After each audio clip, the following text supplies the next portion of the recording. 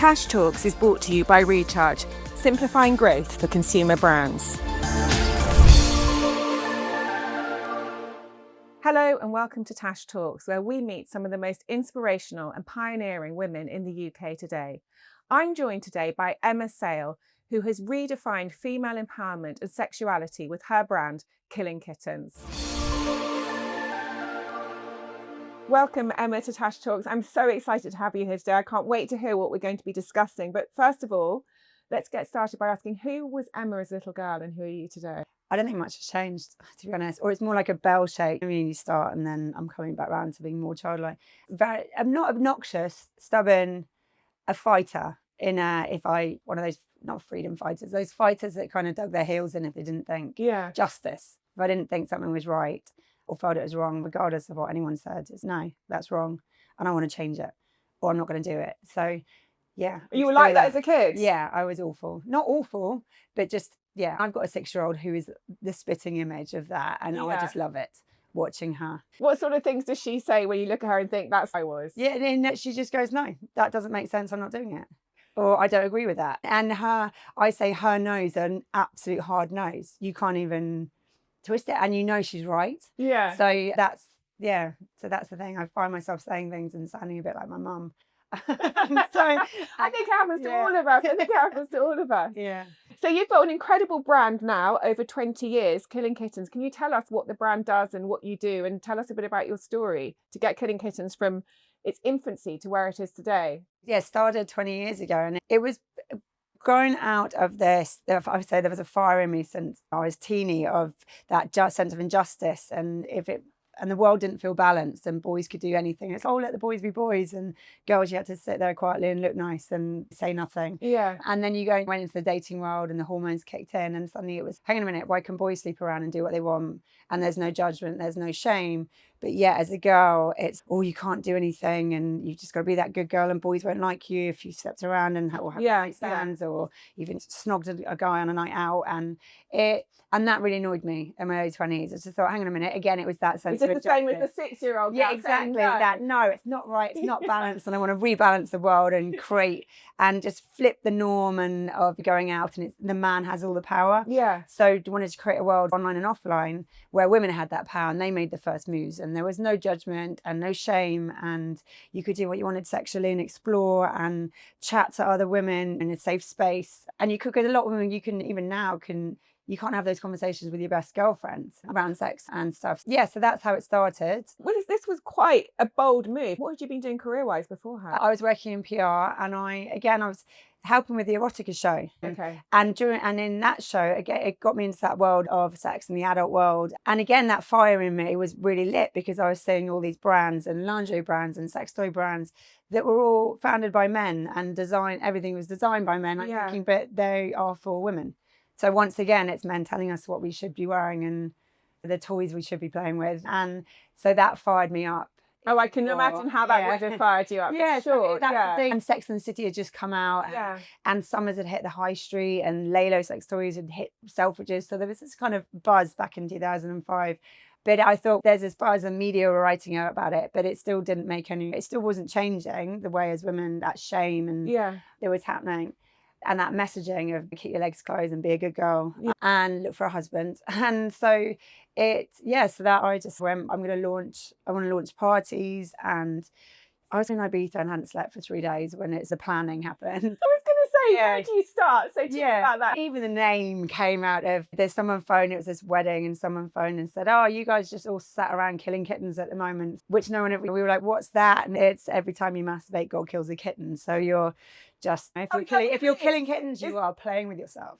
And and I just went, right, that's it. Love the words killing, love that name, love KK. So from minute one, it was KK. Yeah. Because K is a really strong letter. And I went, I'm just going to create, and I look back, actually, it's a lot of clarity when you're 20 years on, that you look back and think, actually, I created a world I wish I lived in. Yeah. A bit of an avatar kind of thing. And you put this mask on and this is the world.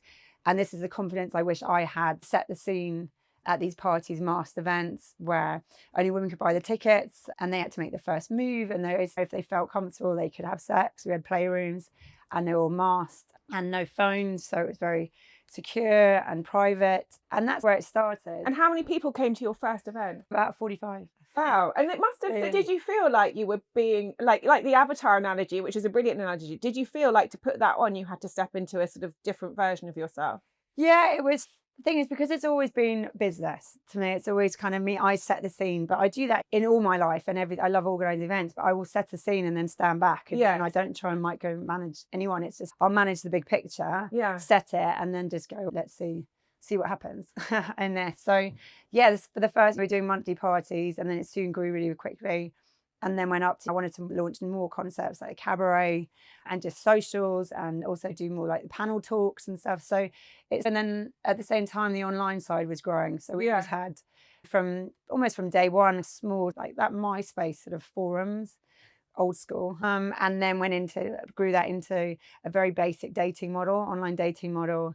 And then 2017, got a business partner on board. He knows tech really well. It's like Rain Man, the yin to my yang. And that was when I realized that actually it was almost 50-50 of revenue was coming from the online side and the dating side. And I'm an offline person. So that's when we started really going for it on the online side. Okay, so you started on your very first event with 45 people.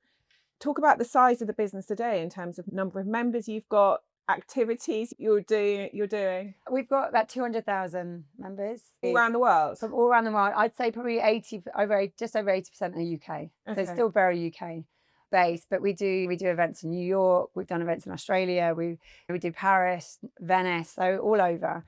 And the events now range from 200 people up to about 700.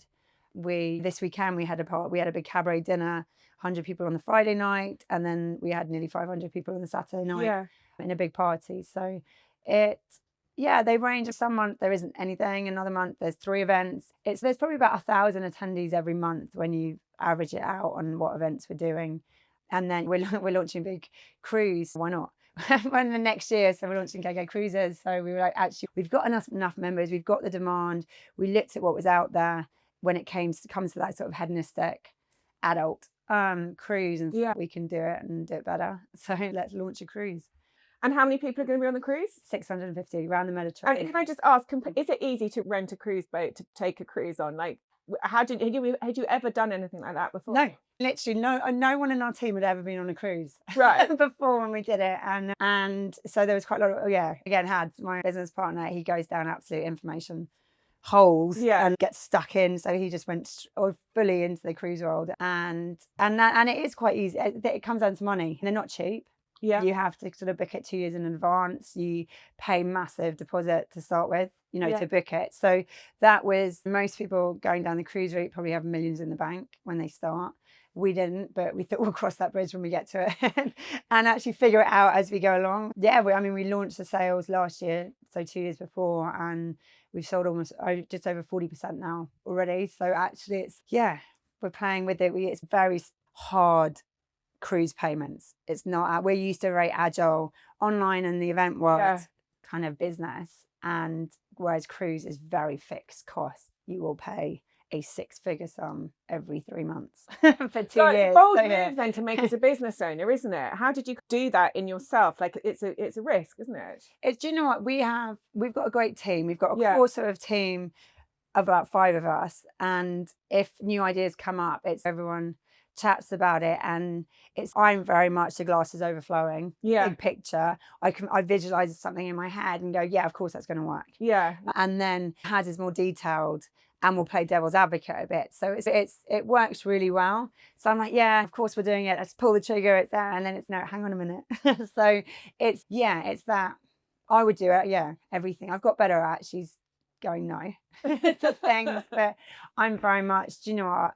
And I think because I jump so visually into, you can picture it, see it. And also at the same time assess that, what's the worst case scenario? What's the worst thing that can happen? And if you can deal with the worst case scenario, I'm like, we can do it. Yeah, brilliant. So that's always that sort of the parallel mind going on. It's always how I've worked.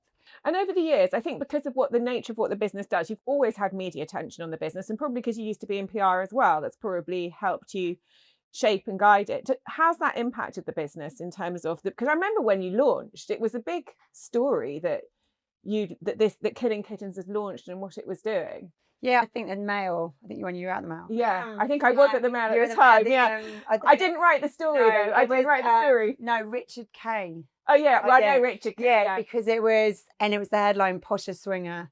Yeah, poshest swinger in town. Yeah, and it was about the boarding school background and dad being military. Yes, I remember that. Yeah. Because I remember that after that, and I was in Australia, and my mum phoned when it came out and went, "If you weren't on the other side of the world, I would smack you so hard right now." And so I came. You know what? I remember seeing it and wondering how you felt. I literally remember. I was in Australia when it came out, and I was in the paper. I was in Kensington. I remember seeing it and thinking, I wonder how she feels. Yeah, it was the first time that on that level. And I was on the other side of the world, and I was again 25. And because I think we're about the same age, and I remember thinking, God, it's a girl the same age as me, and I wonder how she feels to have this in the paper. But I think when you're driven and angry and wanting to me, it was a much bigger picture, and I was just like the messenger. So from day one, it didn't take anything personally, and I was in that mindset where you don't really think about the people around you as much as you should. Age 47 now, I'm more aware of people's feelings around me. Whereas when you're 25 and you're like so down this tunnel vision, you don't really stop to think, oh, is mum going to be all right? But I did come back with 2 baseball caps and took breakfast in bed to my parents, and one said Poshest Swinger's dad and one said Poshest Swinger's mum. So they sat there with their cups of tea, and I was like, I'm sorry. But the media attention, it's fascinating watching, because I understand the media so well, and I've been fascinated watching the media attention around your business over the years, which has always been, sometimes it has a slight undertone, but generally I feel it's quite supportive of you and what you do. It is, and I think that's where I realised from day one, hang on, I'm on something, because the media attention was massive. Yes. From day one, and big features and coming from PR where you're trying to get hold of journalists. Yeah. You never, and there was some scary, who've become good friends of mine, editors and stuff, and suddenly they were incoming calls from the editors themselves rather than journalists. Yeah. And so I've said that it's 20 years of incoming,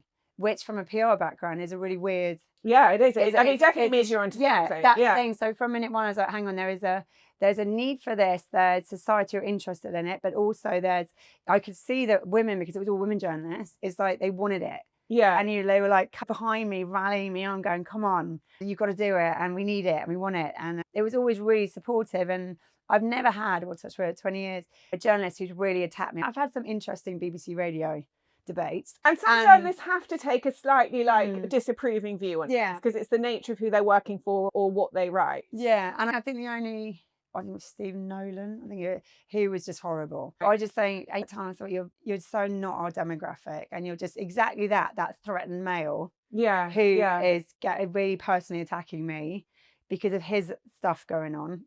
Whereas most of the time it has been women journalists, but I know the pieces have always been great, and I know they don't write the headlines. And when you come things like the Mail, the clickbait headlines have to be written to get people's attention. So I don't really read them. I just read the articles and go, is this good for business? Are we going to get new members? And probably 99.9% of the time, they've been really good. And driving members, And driving members. And that's it. That's the big picture of it. Doesn't really... People are like, oh, did you know? But they wrote out about the comments. I'm like, don't read the comments. I stopped reading the comments. So I don't know these people. Yeah. And I find that actually, if you've got that much time to I always think nobody I know has ever commented on an article. So it's on the Mail Online. So then it's who are the people commenting? They're not people or people exactly. And you care can't about. go around justifying yourself to everyone. No. I built a movement to drive female empowerment. Over the years, what have you seen change for women? Have you seen things change? It has massively changed. It's slow. It's still not even close, and I think the last year has been a bit scary on going backwards on a lot of stuff. Why do you think that? Just see, this year and what's going on in America and what's going on in Afghanistan and Iran, and you just see actually there's sort of stuff where women were more free that are coming back again. But I think there's that we're getting the power back, because actually if we dig our heels in and have the power, then they've got to bend a bit. And so I think a lot of people are terrified with American stuff, but but women are digging their heels in and go, we're not going to have babies, we're going to work, not have kids. And it's, hang on a minute, how do we get women to actually want to have babies? Oh, we have to sort out the childcare costs in work environments, so actually we can have it all. So I think actually it's not as terrifying as a lot of people think, because we're in quite a powerful position to negotiate. And in terms of the interest in your brand, it's still growing, isn't it? Yeah, it's massively growing. And also that's the thing we've found. So this is women taking into their own hands, right? They want to go and have amazing intimate experiences. They want to be free sexually. Yeah, and we've what's been great and is the midlife women. Yeah. And I think that's changed massively, because 20 years ago, women as they got to 40s and 50s didn't have the same freedom that we have. Yeah, and a lot of that has come with financial independence. So Yeah. we've been working our way through. So you get to in your 40s, and if you're not happy in your marriage, you leave it. Yeah. And whereas 20, 30 years ago, a lot of women were like, we don't have that financial independence. We can't leave our husbands, because where do we go? What do we do? So there's a big shift in that. And I think because there's that shift and us going, we're fine by ourselves, that opens it up to sexually, we're fine by ourselves, to actually go and be a bit selfish. And sex becomes pleasure in 40s, 50s. It's not about having kids. Yeah. That ship has sailed. Yeah. It's actually, we've got the money, we've got our freedom, so why can't we go out and when women in midlife come to your join Killing Kittens, or you're at for the very first time, what sort of things do they say? Is that what there are a lot? Yeah, and a lot. I love that. I think mainly because it's my age group. Yeah. And I'm seeing loads of female friends doing exactly that, who are coming out of really awful marriages and have lost themselves completely. Oh, they're not coming out of marriages, they're staying in it, but again, they've lost themselves, and through having kids, and that's what it's all been about. Everything's been about their husbands, everything's been about their kids, and suddenly they're out the other side of the kids are over, and their heads come up and they go, hang on a minute, we've got needs. Yeah. We've got desires, we've got thoughts and things we want to do. And it might not just be sexually, it might be, we want to jump out of an airplane, we want to climb a mountain, we want to lose some weight, get fit. It's, it's this sort of second wave of, hang on a minute, I love the expression, do you remember who you were before the world told you who you should be? Yeah. And I think that sums up so many midlife women who suddenly go, hang on a minute, who are we? What do we want to do? What do we like? And across the whole life, why are we doing this job we've done for 20 years that we don't enjoy? That's it. So what I love seeing is women who come and there's no confidence and they're doubting themselves massively, who just suddenly, you see them and they just look 10 years younger. Oh, you must be so proud when you see that. The bit, and they send, and so it's not the sex bit, and people guess because there's sex at the events, but I always say that's a byproduct of the events. That's not the big one on Saturday. I took a load of school mums because it was only 20 minutes up the road from where I live, and they just kept all their clothes on, danced, had the best party, and they just said they just felt safe, and empowered, and the fact they could dress up in black tie and feel good and feel sexy was enough. Yeah. And that to me is everything, because it then trickles into the rest of their life, and it trickles into what they put up with in their relationships. It's what they put up with at work. I always say, if you can demand what you want in the bedroom and have that confidence sexually, then you can walk into any boardroom and just say, I want a pay rise, or I want to be doing this job, same way men do. So it to me, it's not as simple as, it's sex. Yeah. It's the whole, our biggest sex organs are our brains. So as women, if you don't sort that out and look after that, then you're stuck. When you see women, and you said to me, you can tell when a woman's not happy with her sex life. Like, why is that? You obviously met so many women over the years. I think you pick up on the energy, and I've always walked into rooms and pick up on energy, and you get women who just look me up and down, and they're like, oh, you know what I mean? And they hate me. And it's where I used to take things personally. It's now I'm very much, they're not a happy person. Yeah. And most of the time it's like, they're not a happy person. They're probably not getting good sex. Yeah. They're probably either not in a relationship, or that's the thing. Everything's hinging on them, that side of their lives. Because the minute people are having good sex, it's like, you don't look up other women up and down like that. If you're happy in yourself. Why is that? I think that we have been pitted as girls to compete. Against each other, everything in our lives, from when we were little, at school, going into jobs, competing for men. It's like we are very much, that's the messaging we've had since we were little. And actually, when women collaborate and don't and build each other up, it's incredible what happens. And can you tell me a bit about the history of the dildo and how it was used to what was the word? Cure hysteria. Hysterical women, cure hysteria. This is a story I didn't know until you just told me about it. No, it's funny. So the original sort of dildos used in the Western world where doctors use them and husbands would take wives in to cure their hysteria. And the curing hysteria, so a hysterical woman, if you look at there's so many different reasons. Women might be hysterical in 100 years ago. Yeah, because they had a higher sex drive than their husbands, or they weren't wanting sex, or there's loads of different things. So they'd go to the GP and the doctor would use a dildo on them to give them an orgasm to cure their hysteria. I think that's something most of us can't imagine today happening. But do you know what? It shows they were onto something about the energy involved and how it makes you feel. Exactly. Yeah. And I just say that it's actually, if you're not masturbating, you should. It's if you don't have a sex toy, get one. Or it's when you look at the science behind the release and the endorphins and everything that happen, then do it. That's my first thing. And when my girlfriends are single, and they're like, "Oh, we need to go and get a man." I'm like, "No, you don't need to go and get a man. You need to start masturbating, and you need to be a bit selfish and go and do some crazy things with girlfriends and get a good tribe around you, and then the man will come at some point." Yeah. And you must have seen so many women over the years. When a woman's feeling that she needs to go and get a man, or what do you advise them? To be unapologetically selfish and focus on themselves. I think that's it. That's a lot of women will come out on long relationships and it's that external, what's going to fix them is to get another partner. When actually I run this big sisterhood group and we do loads of crazy adventure stuff, and that's been going on 18 years. And that's exactly that. It's actually having fun as women and doing crazy adventures and traveling. And there's loads of women that join that and go, actually, it gave them the confidence. And suddenly a man comes out of nowhere when they least expect it. But they're able to go, you've got to fit into our lives because this is what we enjoy doing.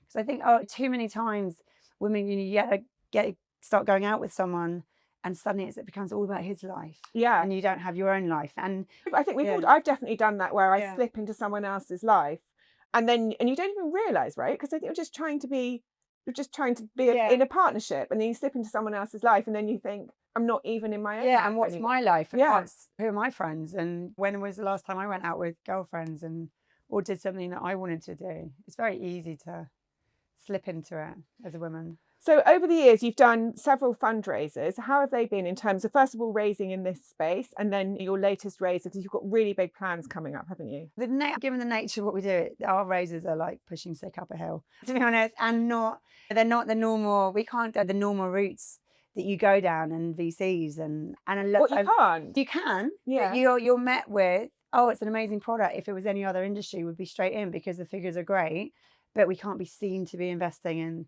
that area. Oh, that's surprising actually. So there's a lot of that. So when we've done our raises, we've done them on Crowdcube and Seeders because we've got a massive community. So when we first decided to do a raise, and because of the women's side and the female member side, we wanted everyone to feel part of it, so that if a girl that could only put a tenner in, could do it. Yeah. Rather than, I said, what we don't want is sort of 5 city boys just swinging away, saying they own Killing Kittens. Yeah. It was no, we wanted everyone. I think we've got over 2,000 investors now because of that. So you've then got the advocacy. You've got the ambassadors out there who are basically selling it for you and wanting you to. It's really interesting because everyone wants to know how to make that type of fundraise, a crowdfund, community fundraise work. But you didn't have to make it work, did you? It just did work because of the product that you built. Yeah, but that's the thing, because we had it's from day one, community has been at the core of it. And that sense of belonging and that trust. And that's it. And I think that's where other people have tried to copy it. But you just go, you can't suddenly make that up. It's 20 years of people knowing it, living it, breathing it, trusting it.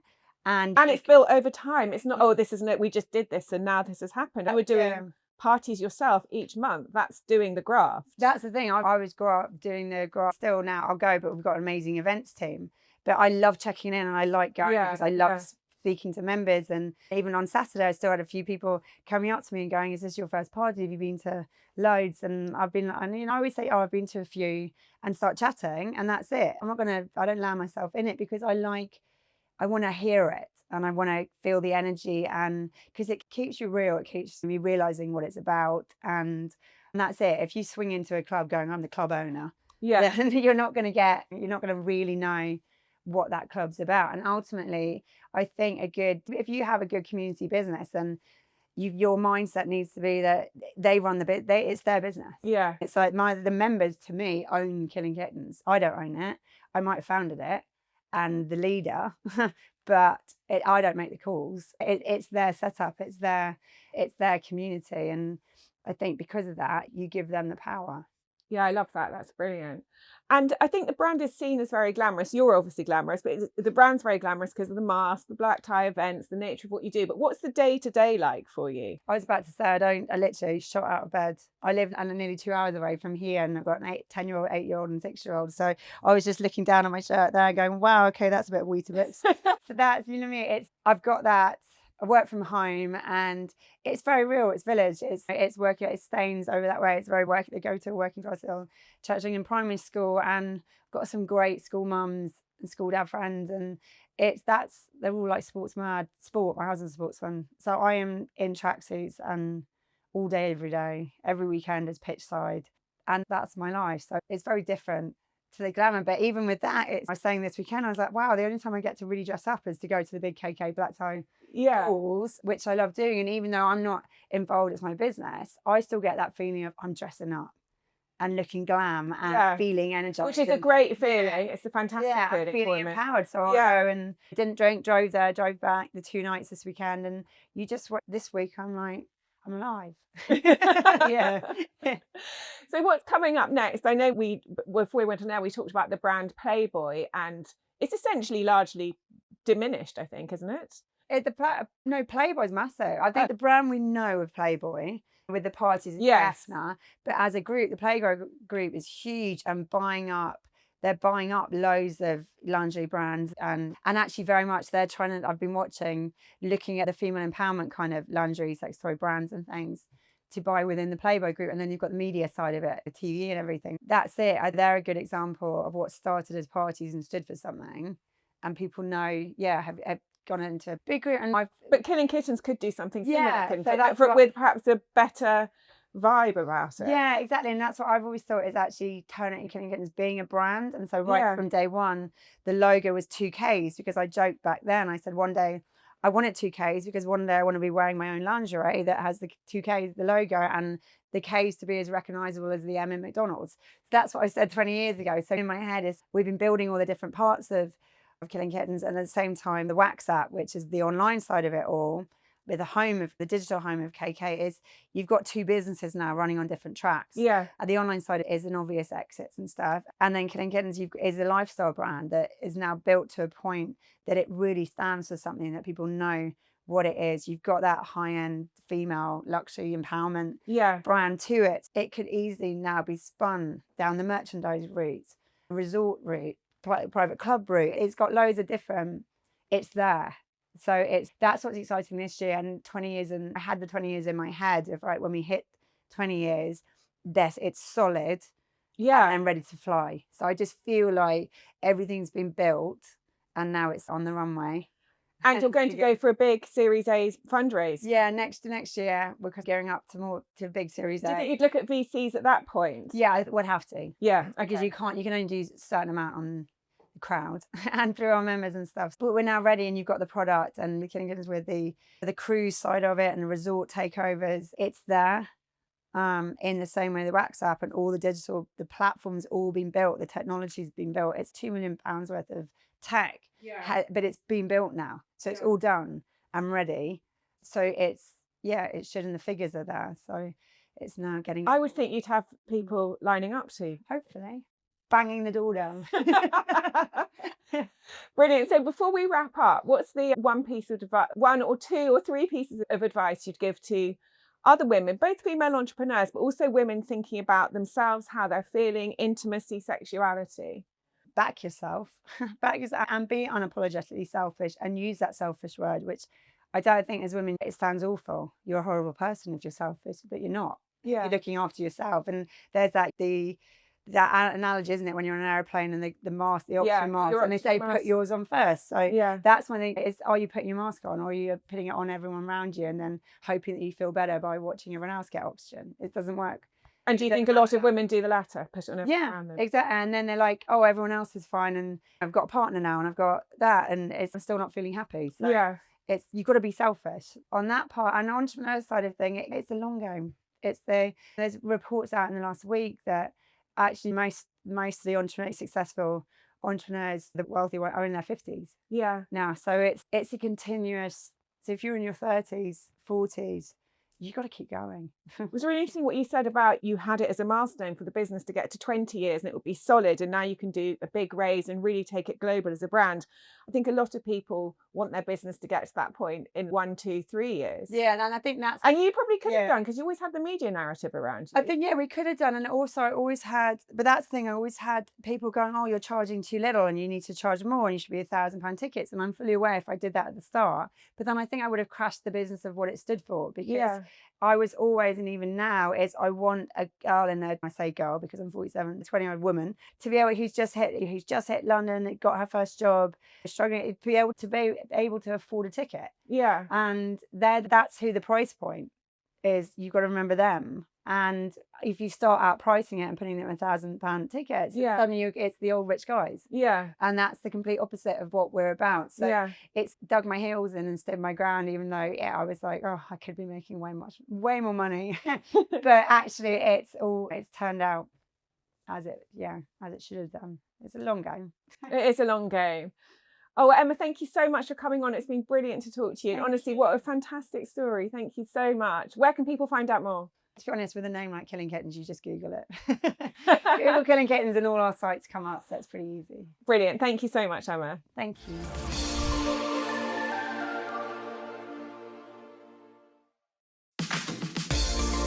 Tash Talks is brought to you by Recharge, simplifying growth for consumer brands.